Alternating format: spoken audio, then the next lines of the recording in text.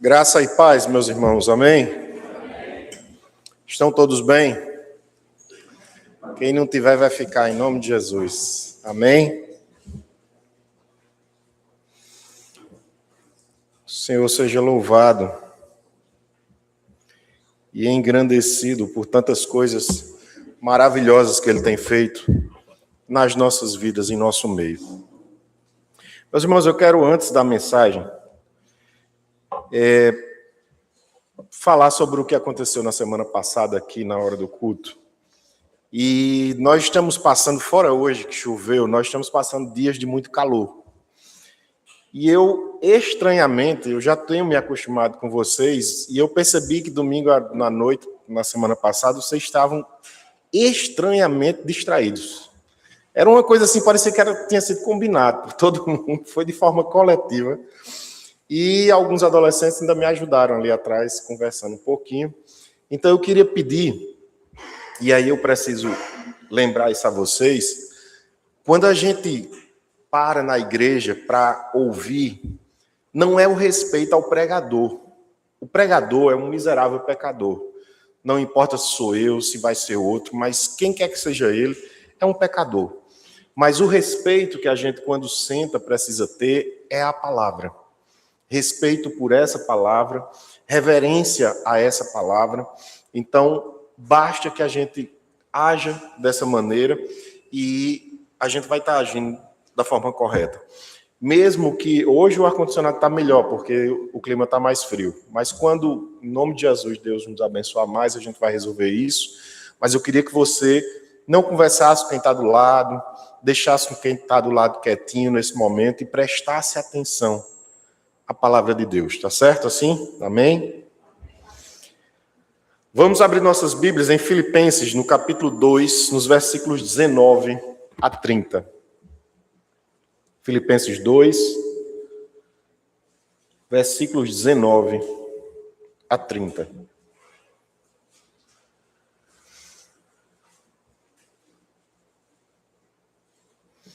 A palavra de Deus, ela diz assim no versículo 19. Espero, porém, no Senhor mandar-vos Timóteo, o mais breve possível, a fim de que eu me sinta animado também, tendo conhecimento da vossa situação. Porque a ninguém tenho de igual sentimento que sinceramente cuide dos vossos interesses, pois todos eles buscam o que é seu próprio, e não o que é de Cristo Jesus. E conheceis o seu caráter provado, pois serviu ao Evangelho junto comigo como filho ao Pai. Este, com efeito, é quem espero enviar, tão logo tenha eu visto a minha situação.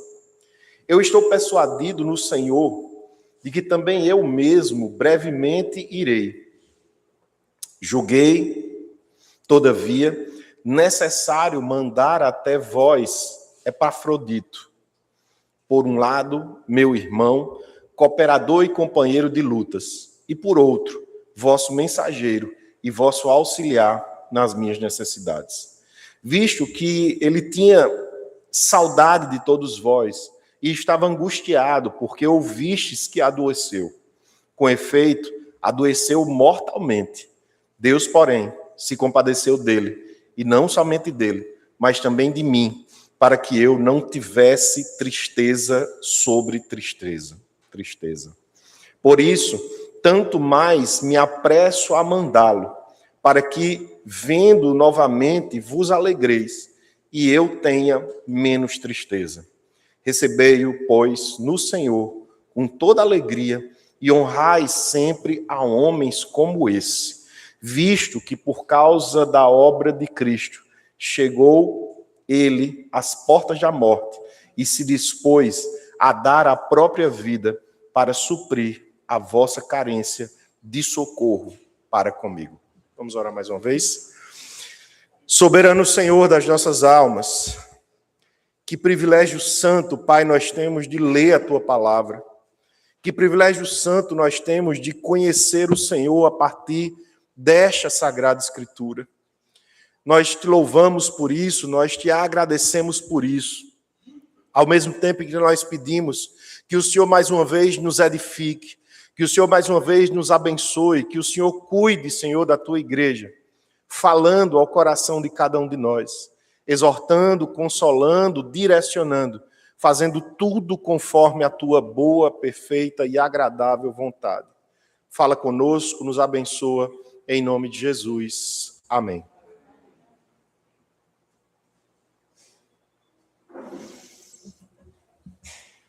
Nos dias em que nós temos vivido, nesses dias em que nós estamos aqui, quem de fato cuida da igreja quando o líder dela está preso ou está limitado por alguma circunstância que a vida lhe impôs? Quem é que permanece literalmente fiel enquanto outros buscam os seus próprios interesses, aquilo que agrada a sua própria vida? Será que ainda existe em nosso meio, será que ainda existe na igreja do Senhor aquele que se arrisca pela obra de Cristo, mesmo com a iminência de morte ou com a morte estando às portas? Como será que Deus sustenta a sua obra em tempos em que um povo, e muito do seu povo, acaba se comportando de modo indiferente em relação aos valores e à causa de Cristo? Como nós temos feito a exposição aqui semana após semana, nós temos dito e explicado para os irmãos que Paulo, quando escreve essa carta aqui, está preso em Roma, aguardando a sentença dele. Ele tinha praticamente certeza de que ele seria condenado. E imagine então como você se sentiria se estivesse no lugar de Paulo. A igreja em Filipos está preocupada com ele e ele preocupado com a igreja. Ele, o apóstolo, mesmo limitado fisicamente, administra e se dirige àquela igreja com sabedoria, cuidado e de forma terna, de forma espiritual. Ele consola aqueles irmãos da igreja de Filipos. Paulo planeja enviar Timóteo nesse texto que nós lemos. Após saber do resultado do seu julgamento, dizendo que logo após tomar conhecimento da sentença que viria contra ele, ele desejava enviar Timóteo.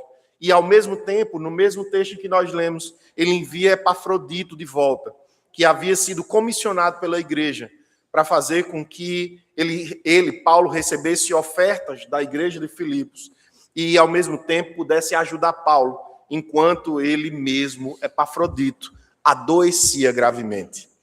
O que nós vemos, então, nessa história, no contexto histórico de quando essa carta foi escrita, é que nesse relato desses três homens não tem ninguém bem. Não tem ninguém realmente gozando de saúde, de liberdade, de felicidade, de uma forma plena. Mas, ao mesmo tempo, percebemos de forma muito clara, de forma muito cristalina, que eles são os três que estão, de fato, preocupados com o avanço do reino de Deus. Nesse texto aqui que nós lemos, do versículo 19 ao 30, essa passagem está inserida numa seção maior da carta que enfatiza, como eu venho dizendo a vocês, uma humildade prática.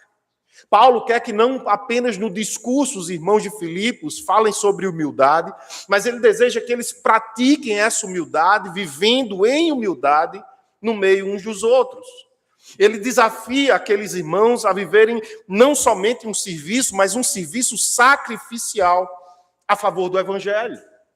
Paulo, nesse capítulo 2, ele começa apresentando o exemplo supremo de Cristo, do Cristo que se esvaziou de si mesmo e se humilhou até morte de cruz. Ele faz uma exortação aos irmãos da cidade de Filipos para que eles desenvolvam a salvação com tremor e temor, como a gente falou semana passada, que significa viver uma santificação efetiva e real, e faz também uma chamada para que eles sejam irrepreensíveis diante de Deus. Eles precisavam, então, segundo o conselho de Paulo, serem irrepreensíveis e sinceros, para que pudessem resplandecer como luzeiros, como estrelas, como faróis no meio de uma sociedade corrompida pelo pecado e pela desobediência. Após apresentar Cristo como modelo de humilhação, após mostrar Jesus como exemplo de humildade e serviço, Paulo agora, nesse texto aqui que nós lemos hoje, ele começa a apresentar exemplos humanos, 2 exemplos humanos, concretos, que refletem esse mesmo padrão cristológico, mas agora em 2 pessoas. Paulo não está simplesmente falando sobre como se deve ser, mas Paulo está dizendo, sejam irmãos de Filipos, como Timóteo. Sejam irmãos de Filipos, como Epafrodito. Esses 2 exemplos, Paulo usa para animar aqueles irmãos, dizendo que tudo que ele falou a respeito de Jesus, tudo que Jesus tinha dentro de si e compartilhou com a igreja, havia transformado a vida desses 2 irmãos, de modo que Paulo usa esses 2 para dizer, sejam como eles. E é o sinal maior de que, se isso aconteceu na vida de Timóteo e Epafrodito, pode e deve acontecer também na vida de vocês. Do ponto de vista literário, essa seção cumpre 3 funções principais. Faz uma conexão à teologia da humilhação de Cristo, uma prática ministerial concreta. Paulo, depois de teorizar sobre tudo isso, depois de falar sobre tudo isso, ele está dizendo agora, concretizem isso na vida de vocês. Nós não somos povo de discurso apenas, como eu disse semana passada, mas é preciso que sejamos o povo da prática. Paulo reforça, então, o tema da alegria no meio do sofrimento. Ele reforça esse tema da alegria e que está presente, na verdade, em toda a carta, embora preso, esperando uma sentença de morte. Ele prepara o leitor para as advertências posteriores que ele iria fazer contra o egoísmo, contra a desunião e contra falsos obreiros. Paulo aqui deixa para cada um de nós, através dessa carta, uma estrutura que é cuidadosamente organizada. Numa primeira parte, com a missão idealizada de Timóteo, e em seguida o regresso autorizado de Epafrodito. Cada subdivisão nesse texto, cada momento desse texto apresenta um modelo de serviço cristão. Paulo não está simplesmente teorizando para aqueles irmãos, mas está dizendo, eu estou mostrando a vocês que o evangelho é real. É real porque aconteceu na vida de Timóteo, e é real porque aconteceu na vida de Epafrodito, além da minha própria vida. Ele diz que Timóteo representa fidelidade provada e interesse genuíno pelo povo de Deus.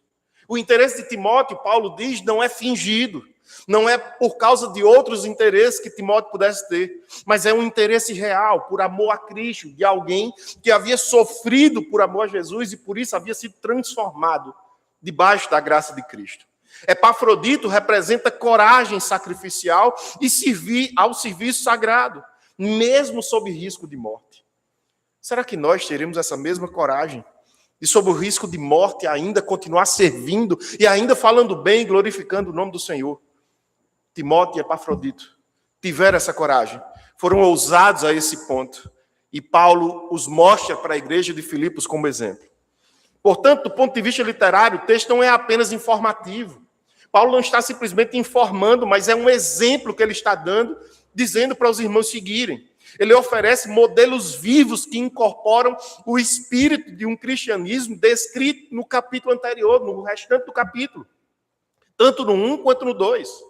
Assim, nesse trecho, do versículo 19 ao 30, não é uma simples sessão de notícias pessoais, não é uma troca de afagos, não é uma troca de elogios, mas é o momento em que ele dá uma demonstração prática de como a humildade cristã ensinada teologicamente, se manifesta de modo real na vida e na administração da igreja. Não estamos mais no campo teórico. Paulo não é um professor de teologia, nem está na universidade. Ele está falando, então, por isso o tema dessa mensagem é sobre servos aprovados na obra de Deus. Servos aprovados na obra de Deus. Deus sustenta a sua obra por meio de servos aprovados.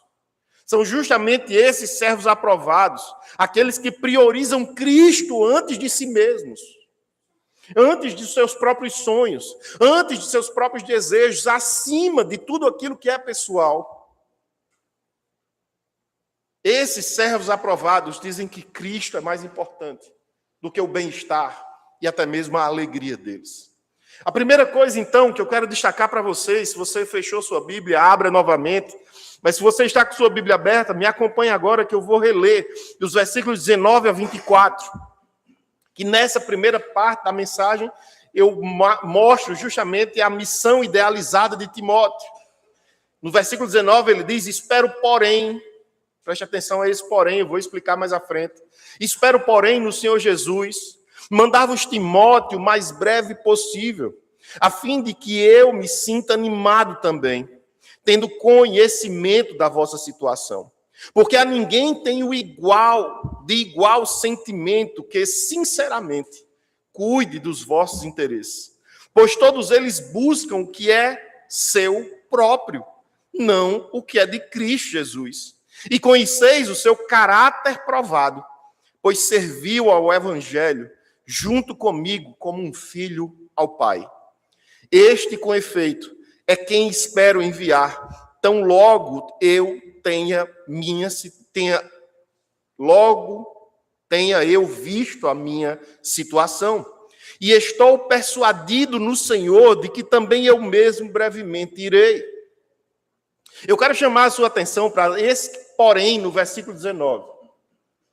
Paulo, toda vez que usa, no português, na verdade, toda vez que usamos uma conjunção adversativa como porém, significa que o que nós vamos afirmar dali por diante é o oposto do que foi falado antes. E eu quero que você entenda esse porém, porque nele há um sentido extremamente profundo e edificante. O que esse porém aqui, nesse versículo 19, faz uma transição importante dentro desse fluxo do capítulo 2. O que vem imediatamente antes é o que nos interessa nesse instante. Nos versículos 12 a 18, que nós ouvimos na semana passada, Paulo fala sobre perseverança na obediência. Paulo fala sobre desenvolver a salvação com temor e tremor. Paulo fala, nos versículos 12 a 18, sobre brilhar como luzeiros do mundo. Ele fala dizendo que sobre o seu possível sofrimento e até morte como libação. E eu expliquei para vocês o que era libação. No versículo 17 dessa sessão anterior, ele diz que pode ser oferecido como libação sobre o sacrifício. E eu disse para vocês que o sacrifício era a parte principal, mas a libação era um líquido, o azeite ou o óleo que era derramado e era uma parte que era feita sobre aquele sacrifício. Ele usa essa linguagem que aponta para uma possível morte dele próprio, para ser contada como sacrifício, por amor aos irmãos de Filipos. No versículo 18 ele fala de alegria, mesmo nesse cenário trágico, esperando a própria morte. Ou seja, o clima imediato desse texto que nós lemos hoje é de sacrifício, sofrimento, incerteza quanto ao próprio futuro de Paulo. É por isso que ele está dizendo porém. Então, ele diz porém, porque ele está dizendo, espero porém no Senhor mandar-vos Timóteo. O porém funciona como um contraste aqui. Paulo está falando sobre a possibilidade de sua ausência. Paulo está falando sobre a incerteza, sobre a sua sobrevivência. Ele está dizendo para aqueles irmãos, eu não sei se eu vou ficar vivo. Eu não sei se vai dar tudo certo na minha vida. Eu não sei se alguma coisa vai dar certo na minha vida. Mas eu, porém, vos envio Timóteo, porque o cenário de sofrimento havia ficado claro.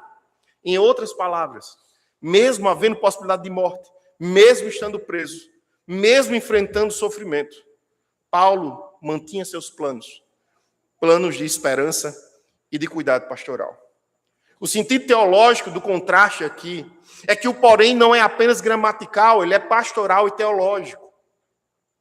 Paulo sai do cenário de possível martírio para uma atitude de esperança ativa.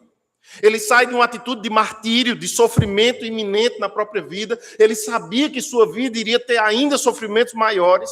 Mas mesmo assim, quando ele começa nesse versículo 19, falando porém, ele aí demonstra uma esperança ativa, uma confiança no Senhor Jesus e um cuidado concreto com a igreja. Ele não está sendo teórico sobre o cuidado com a igreja, mas ele está dizendo o que é efetivamente, mesmo preso, mesmo esperando uma sentença de morte, o que é que eu posso fazer por vocês? Eu posso enviar Timóteo. E ele diz que isso alegra o coração dele. Isso faz com que ele se anime, porque mesmo preso, ele vê o progresso do evangelho. Em resumo, o porém contrasta um sofrimento e possível morte um sofrimento de Paulo e possível morte com uma esperança prática e um cuidado missionário que vai além de toda e qualquer circunstância. Mesmo diante da possibilidade de ser derramado como oferta, mesmo em sua vida entrar como um sacrifício, Paulo ainda faz planos do Senhor. O que a gente vê, então, na atitude de Paulo, quando ele faz isso, é uma atitude que revela espiritualidade madura. Não há uma fé infantil aqui, não há uma fé infantilizada que deseja que primeiro os seus próprios sonhos sejam realizados. Não, ele deseja que o Senhor, que o evangelho de Cristo progrida, que o reino avance.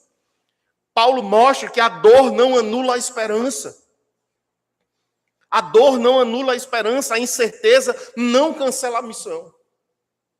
O que nós estamos ouvindo da parte do Senhor, então, é que mesmo quando nós estamos diante de circunstâncias extremamente difíceis, quando nós estamos até mesmo diante de ameaça de morte ou risco de morte por uma prisão ou por estarmos correndo risco de, por causa de uma doença, irmos embora deste mundo, nem mesmo nesse instante, a nossa preocupação e a nossa prioridade deixa de ser o reino e o rei.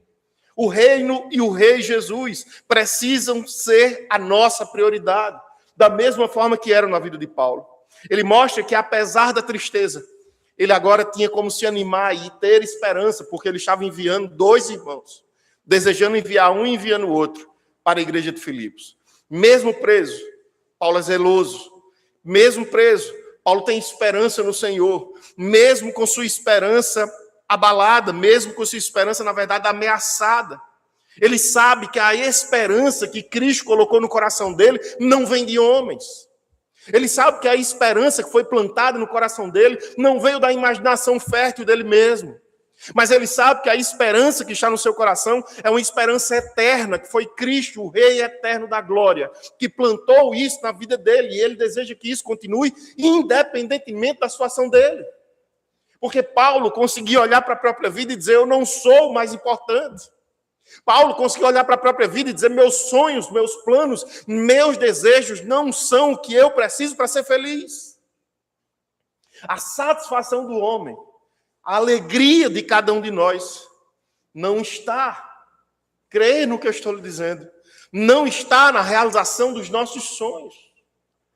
No nosso catecismo, no breve catecismo e no catecismo maior, a pergunta 1 é a mesma. Qual o fim principal e supremo do homem? Qual é a resposta? Gozá-lo e glorificá-lo para sempre. Glorificá-lo e gozá-lo para sempre. E a verdade é que esses dois, o fim supremo do homem é glorificar e gozá-lo para sempre, porque quando nós glorificamos a Deus, quando nós exaltamos ao Senhor, quando nós temos em Cristo a riqueza das nossas vidas, o que nós vemos é que quanto mais nós glorificamos a Ele, menos nós estamos no centro de tudo, menos os nossos desejos são importantes, menos nos importamos com nós mesmos e mais nos importamos com a glória do Senhor. Se o fim supremo e principal do homem é glorificá-lo e gozá-lo, então eu não tenho que ficar priorizando o que eu quero. Não é o meu ego, não sou eu, não são as minhas realizações que vão trazer alegria para o meu coração. E Paulo havia entendido isso muito tempo antes de catecismo qualquer um haver. Paulo vivia isso na prática. Paulo entendeu isso. E ele escolhe Timóteo porque não há outro do mesmo parecer, genuinamente interessado no bem-estar da igreja. Olha que coisa triste. Não bastava a situação que Paulo estava enfrentando. Não bastava a situação dele estar preso. Não bastava estar esperando a morte. Ele olhava ao seu redor e dizia assim, ninguém quer saber de Jesus. Mesmo porque não custa lembrar que naqueles dias ser cristão era sinônimo de risco grande de morte. Aqueles irmãos eram perseguidos diuturnamente. Manhã, tarde e noite, eles eram perseguidos. E no meio dessa escassez de gente fiel, que eu acho que não muda para os dias de hoje, mas no meio dessa escassez de gente fiel a Jesus, que o amasse genuinamente, ele encontra Timóteo e encontra Epafrodito. Ele diz: os outros buscam seus próprios interesses. Os outros vivem como querem. Os outros se consideram mais importantes do que Jesus. Mas ele diz que Timóteo é aprovado, que Timóteo é testado, Timóteo é confiável, porque serve com Paulo como se ele fosse o filho do apóstolo Paulo. Como um pai no evangelho, Paulo é para Timóteo. Ele representa, então, Timóteo, uma fidelidade contrastada com o egoísmo ministerial. Ah, se Deus nos desse esse privilégio de sentir da mesma forma, de pensar da mesma forma, de agir da mesma maneira. Quando nós olhamos para Timóteo, para Epafrodito e para Paulo, nós lembramos de uma profecia que o Senhor entregou através de Jeremias. Quando ele disse em Jeremias 3,15: dar-vos-ei pastores segundo o meu coração, que vos apacentam com conhecimento e com inteligência. Jeremias 3,15 profetizou isso, e o cumprimento se dava através de Paulo, por exemplo, através de Timóteo, através de Epafrodito. Esse texto de Jeremias 3,15 confirma a ideia de líderes segundo o coração de Deus. Porque se Davi foi um homem segundo o coração de Deus, nós precisamos também buscar sermos homens e mulheres segundo o coração de Deus, filhos de Deus segundo o coração dele. A profecia diz que o Senhor ia dar pastores segundo o coração do Senhor, que apacentavam com conhecimento e com inteligência, não segundo os seus próprios interesses, não seguindo a própria vida, como também encontramos coisa parecida em 1 Samuel 2,35, quando o Senhor promete: suscitarei para mim um sacerdote fiel, que procederá segundo o que tenho no coração e na mente. Edificar-lhe-ei a casa estável, e andará ele diante do meu ungido para sempre. Essa profecia se refere a Jesus. Falava justamente a respeito de Jesus e mostra o princípio do servo fiel aprovado. Alguém que anda como Jesus, que vive como Jesus. Ainda havia gente ali fiel. Ainda havia naqueles dias gente fiel a Cristo e ao pastor Paulo. Poucos, mas existiam.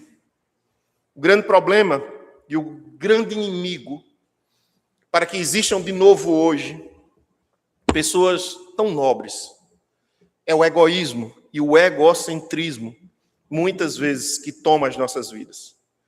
O texto denuncia: porque todos buscam seus próprios interesses, não os de Jesus. A solução para isso está em 1 Coríntios 10, 33. Assim como também eu procuro em tudo ser agradável a todos, não buscando o meu próprio interesse, mas o de muitos, para que sejam salvos. O mesmo apóstolo Paulo, que está dando essa lição aqui para a igreja de Filipos, havia falado sobre isso, sobre o que era não ser alguém egoísta, egocêntrico, egocentrado. Paulo estava dizendo para os irmãos da igreja de Corinto que ele não procurava os próprios interesses, mas ele procurava o de muitos para que houvesse salvação. Então, em lugar de sermos egocentrados, em lugar de sermos egoístas, em lugar de sermos egocêntricos, a solução é que procuremos, da mesma forma que o apóstolo Paulo fazia, da mesma forma que Jesus não procurou os próprios interesses. Cabe a nós hoje olhar para a própria vida e dizer: Senhor, eu abro mão do que eu quero, eu abro mão do que o Senhor quer, se essa minha vontade não combina com a do Senhor. Porque não foi com a nossa vontade que nós somos felizes. Meus irmãos, lembrem disso. Se a nossa vontade pudesse nos fazer felizes, nós nunca teríamos nos tornado cristãos. E se tivéssemos nos tornado cristãos, mas sabendo que apenas realizar a nossa vontade nos faria felizes, nós já teríamos voltado. Eu sei onde a minha vontade carnal me leva. Eu me lembro muito bem, não sai da minha memória e nem deve sair. Para que minha consciência me lembre o tempo inteiro sobre as consequências de querer viver a minha própria vontade. Eu sei onde eu vou parar e não é bom o lugar. Por isso que a luta de cada um de nós precisa ser dia e noite, noite e dia. 7 dias por semana, de Senhor, onde está a tua vontade? Me mostra onde está o teu querer e eu vou em busca dele. Mas a gente se depara muitas vezes com essa falta de fidelidade durante as nossas provações. É bem verdade que quando nós somos provados no dia da prova, no dia da luta, no dia da dor, a gente coloca para fora todas as queixas que a gente tem com Deus. Observe Jó. Jó é muito romantizado. Pessoas leem o início do livro de Jó, leem o final, não leem o livro inteiro e ficam romantizando como se Jó não tivesse reclamado da própria vida durante o sofrimento. Ele reclamou e reclamou muito. Ele maldisse o dia do próprio nascimento, dizendo que era melhor que ele não tivesse vindo a esse mundo. Porque quando nós somos provados, a nossa fidelidade vai para o ralo. Quando nós somos testados nas dificuldades que a vida nos apresenta, os desafios que são impostos a cada um de nós simplesmente começamos a murmurar na maior parte das vezes. Nós não nos mantemos fiéis quando a lágrima desce do olho. Mas quando isso acontece, nós imediatamente começamos a esquecer que precisamos ser fiéis. Que devemos ser fiéis ao Senhor. Devemos amar ao Senhor, devemos nos santificar, mesmo ou talvez principalmente em prova. Provérbios 17:3. Provérbios 17:3 diz assim: o crisol prova a prata e o forno o ouro, mas aos corações prova o Senhor. Eu não sei se você já pesquisou, já estudou sobre o que é crisol. O que era que Salomão estava falando aqui, sobre o que ele estava falando nesse texto de Provérbios 17:3. O crisol era uma espécie de pequeno recipiente, geralmente de barro, extremamente resistente, onde a prata era colocada num trabalho de metalurgia, para que aquela prata pudesse derreter e ser purificada. Purificação de metais preciosos, quando colocados no fogo, fazem com que a sujeira venha para cima. E aí aquele que está trabalhando com isso tira a sujeira.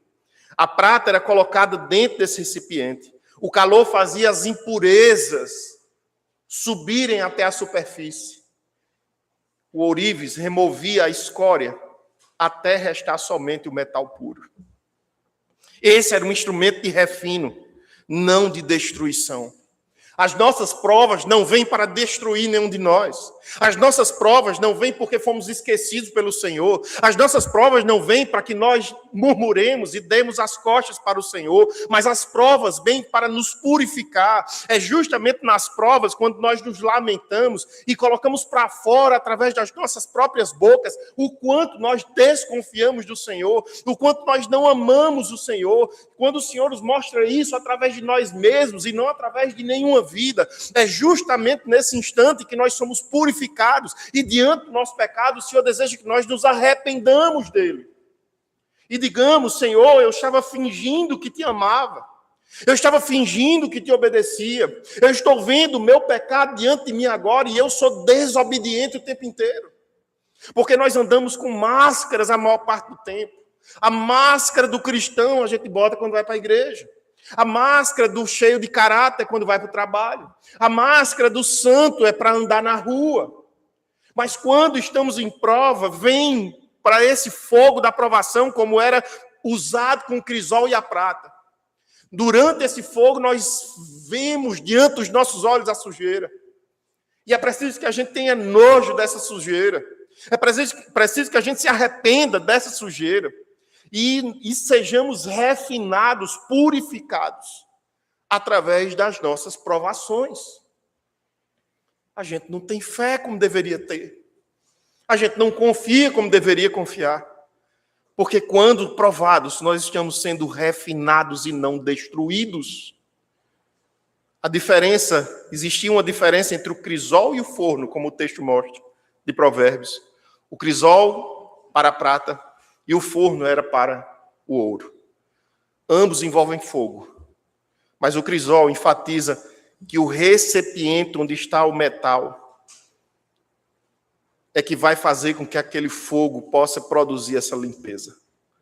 Há um sentido espiritual, meus irmãos, nesse texto. Salomão usa uma imagem extremamente conhecida daqueles dias e para os seus leitores. Assim como o fogo revela a pureza do metal, o Senhor prova os nossos corações. E Ele sempre sabe o que faz. Ele sempre prova os nossos corações. E Ele sempre sabe o que faz. Não é o homem que mede a autenticidade interior dele próprio. É Deus quem expõe motivações que estão nos nossos corações. É Deus quem expõe intenções. É Deus quem expõe sinceridade e hipocrisia. Basta saber como nós nos comportamos no dia da crise, no dia do choro, no dia da angústia, no dia do sofrimento. Não se engane, você é aquele. Eu sou aquele. No dia que está tudo bem, colocamos nossas máscaras e saímos interpretando como se nossa fé fosse pura e não precisasse de purificação. Mas o nosso Deus, como diz o texto de Provérbios, é o Deus que prova corações. Eu só tenho acesso ao seu ouvido, mas o Senhor tem acesso ao seu coração. E quando Ele percebe que a gente não está dando ouvido à palavra, quando Ele percebe que a gente, simplesmente Ele conversando conosco, a gente não está atendendo, Ele diz, é chegado o tempo de eu ensinar por outros meios. E aí vem a lágrima. O fogo não cria a impureza. A provação não cria a rebeldia no coração. Ela só revela. Apenas revela. Provações na vida da gente funcionam como crisol. Vocês estão percebendo como Paulo está dizendo que Timóteo e Epafrodito foram provados e aprovados. Paulo não está dizendo, olha, nos dias de bênção deu tudo certo, e nos dias que estava tudo muito bem, Timóteo e Epafrodito foram extremamente fiéis. Não, ele não está dizendo isso. Ele está dizendo que eles foram provados. Risco de morte, doença, enfermidade, ajudando um preso que muita gente e o Império Romano odiavam. Mas mesmo assim eles foram aprovados. Provações são como esse crisol, revelam o que há no coração da gente, purificam quando há submissão a Deus e demonstram uma fé autêntica, ou então a falta dela. O crisol não é confortável, é verdade. A prova não é conforto, é dor, é angústia, é desespero, mas é como a gente é transformado. O autor de Provérbios também diz que maior proveito há em irmos para um velório do que para uma festa. Porque no velório a gente se depara com a finitude da vida. No velório a gente sofre, pensa e repensa sobre o que a gente precisa priorizar nessa vida, porque ela passa num piscar de olhos. Às vezes a gente não consegue fazer isso. Às vezes a gente não consegue essa fidelidade também, porque nos vemos ansiosos diante do futuro que a gente não conhece. E quando a gente está sendo provado, a gente fica lá se perguntando, ó Senhor, até quando? Ó Senhor, isso não vai ter fim. E aí, ansiosos demais, a gente acaba perdendo a fé e se distanciando dela. Paulo, mesmo preso, aguardando sentença de morte, ele mantinha seu coração sem ansiedade. Lembra aqui as palavras do salmista: entrega o teu caminho ao Senhor, confia nele e o mais ele fará. E se não fizer? E se Deus não fizer? Não tem problema nenhum. Eu vou glorificá-lo da mesma forma. Lembro de Abacuque, ainda que falte tudo na minha vida, eu louvarei ao Senhor, o Deus da minha salvação. Então, nesse primeiro instante aqui, o que nós vemos é a história de Paulo e Timóteo. Paulo desejando enviar Timóteo para aquela igreja. Paulo desejando alegrar o próprio coração e fazer com que Timóteo voltasse para levar notícias e notícias boas para a vida daqueles irmãos que ali sofriam. Essa é a missão idealizada para Timóteo, a missão pensada para Timóteo. Mas o texto continua, e a partir dos versículos 25 até o 30, agora nós vamos ver o regresso autorizado de Epafrodito. Em Filipenses 2, 25 a 30, no 25 ele diz assim: julguei, todavia, necessário mandar até vós Epafrodito. Por outro lado, meu irmão, cooperador e companheiro de lutas, não é companheiro de bênção, não. companheiro de lutas, e por outro, vosso mensageiro e vosso auxiliar nas minhas necessidades. A igreja de Filipos havia enviado Epafrodito com oferta para Paulo e também com consolo. No 26, visto que ele tinha saudade de todos vós e estava angustiado, porque ouvistes que ele adoeceu. Com efeito, adoeceu mortalmente. Deus, porém, se compadeceu dele, e não somente dele, mas também de mim, para que eu não tivesse tristeza sobre tristeza. Por isso, 28, tanto mais me apresso em mandá-lo, para que, vendo novamente, vos alegreis e eu tenha menos tristeza. Recebei-o, pois, no Senhor, com toda a alegria, e honrai sempre a homens como esse. Visto que, por causa da obra de Cristo, chegou ele às portas da morte, e se dispôs a dar a própria vida para suprir a vossa carência de socorro para comigo. Epafrodito aqui, nas palavras do apóstolo Paulo, ele é descrito como um irmão, como alguém que coopera e é um companheiro de luta, companheiro de batalha, companheiro de sofrimento. Ele foi enviado como mensageiro e ministro para a necessidade de Paulo, para suprir as necessidades de Paulo. No serviço, ele adoece gravemente e fica à beira da morte, servindo ao Senhor, buscando ao Senhor, cumprindo a vontade do Senhor, e ele adoece. Deus teve misericórdia dele, Paulo diz, e também de Paulo. E Paulo o envia de volta por 3 razões. Paulo dá 3 razões para enviá-lo de volta. Satisfazer o seu desejo de tranquilizar a igreja. A igreja ouviu falar, Epafrodito está doente e muito doente. E naquela época não tinha telefone, nem meio de comunicação nenhum que fosse fácil. Ele precisava tranquilizar a igreja e ele tinha que devolver Epafrodito. Ele queria também alegrar os filipenses e diminuir a própria tristeza. Paulo ordena então que ele seja recebido com muita alegria e estima, pois ele havia arriscado a própria vida por amor a Cristo. Por que nós temos coragem de nos arriscar? Pelo que nós temos coragem de nos arriscar? Por dinheiro, por muito dinheiro, talvez por fama, talvez por uma casa nova, um carro, uma moto nova. O salmista diz no Salmo 103, versículos 13 e 14. Como um pai se compadece dos seus filhos, assim o Senhor se compadece dos que o temem, pois ele conhece a nossa estrutura e sabe que somos pó. O mesmo Deus que não nos livra das provações, o mesmo Deus que não nos tira delas antes do tempo correto, é o Deus que olha para cada um de nós nas provações e se compadece de cada um de nós. É o Deus que sabe exatamente qual é o nosso limite. Ele sabe até que dia, até que horas a provação precisa acontecer para que sejamos edificados, para que as impurezas venham à tona e para que nós voltemos a desfrutar da bênção, da paz, da alegria do Senhor. Ele se compadece dos que o temem, o salmista diz, pois ele conhece a nossa estrutura, não vai nos tentar para além da nossa capacidade de suportar. Não é para nos destruir, é para nos purificar. Não é para nos humilhar, é para fazer com que sejamos transformados na presença de Jesus. Esse texto do salmista confirma a misericórdia demonstrada a Epafrodito e a Paulo. O Senhor estava com eles.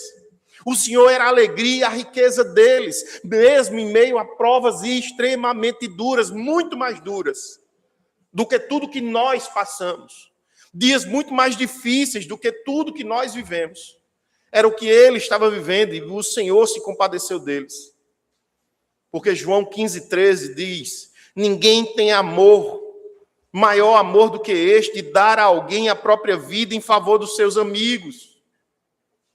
Jesus olhou para cada um de nós e concordou e confirmou com o princípio de não somente arriscar, mas de entregar a própria vida por amor à igreja. 1 Tessalonicenses 5, 12 e 13 diz assim: Agora vos rogamos, irmãos, que acateis com apreço os que trabalham entre vós e os que vos presidem no Senhor e vos admoestam, e que os tenhais com amor em máxima consideração por causa do trabalho que realizam. Confirma que receber com estima os que servem a Deus é coisa que agrada ao coração do Senhor. Nós não podemos desprezar servos de Deus que se sacrificam pelo Senhor. Também em 1 Tessalonicenses, no capítulo 5, versículo 13, como eu disse, a gente precisa ter essa disposição, amor com máxima consideração, por causa do trabalho que é feito no reino. Em determinadas situações, o que nos impede de fazer isso é quando provados, quando estamos em provação, nós temos nos nossos corações uma tristeza acumulada e que mata a esperança. Não. O dia da prova é para ser vivido como dia da prova. Chore, se lamente, faça o que for preciso. Sim, mas não deixe que a esperança de viver dias melhores morra no seu coração. Até porque nós não fomos feitos para a prova aqui nesta vida. Nós não fomos salvos para ficarmos aqui sofrendo eternamente, mas fomos salvos para vivermos eternamente sem lágrimas, sem dor, sem choro, na presença do Senhor. Esse é o nosso destino final. Então, precisamos olhar para tudo aquilo que nos faz sofrer aqui hoje, como coisas temporárias, passageiras, que daqui a pouco irão sumir, para dar lugar ao que é eterno, de prazer e de alegria. Não tenhamos medo. Não tenhamos medo do risco que é ser ovelha no meio de lobos. Não tenhamos medo, não tenhamos ansiedade, não tenhamos angústia por causa disso. Em Apocalipse 2:11, que é o livro da palavra do Senhor, que antecipa o final de todas as coisas. Ele diz assim em Apocalipse 12:11, eles, pois, o venceram por causa do sangue do Cordeiro e por causa da palavra do testemunho que deram, e mesmo em face da morte, não amaram a própria vida. Uma igreja que não ama mais a si mesmo do que ao Senhor, mas uma igreja que ama mais ao Senhor, porque se sacrifica pelo próximo. No ano de 2025, aconteceram enchentes no sul do Brasil, ainda piores do que essas que estão acontecendo agora em Minas Gerais. Mas o que a gente viu nos noticiários foram voluntários que cruzaram estados inteiros para auxiliar vítimas, trabalhando no meio daquele povo, em meio a risco sanitário, no meio de desgaste físico e de incertezas. Enquanto alguns aguardavam soluções estatais, oficiais, outros se dispuseram a ir se sacrificar por aquelas pessoas que estavam sofrendo. As comunidades receberam esses voluntários e se alegraram por vê-los chegar para ajudá-los. Sacrifícios por outros. Será que nós estamos dispostos a isso?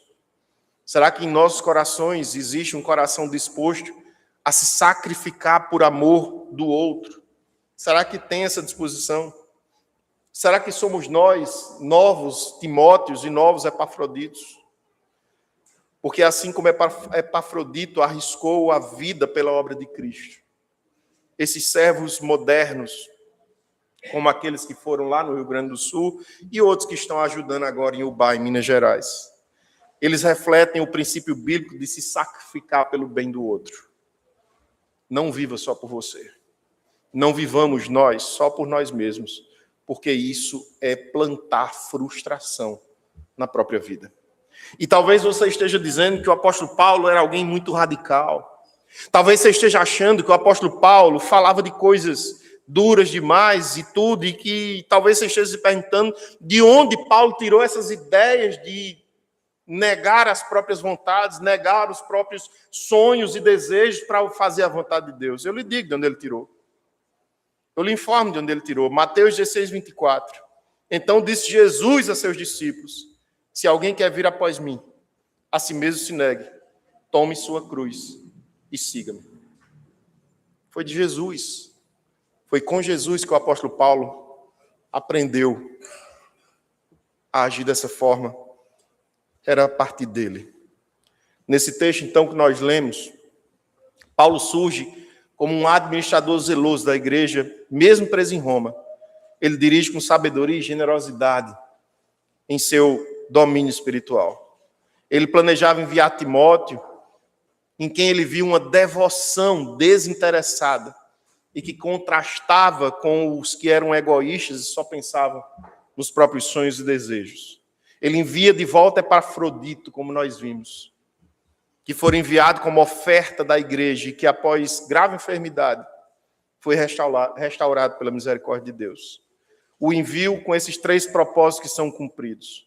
O apóstolo faz o sacrifício, mesmo já estando sacrificado.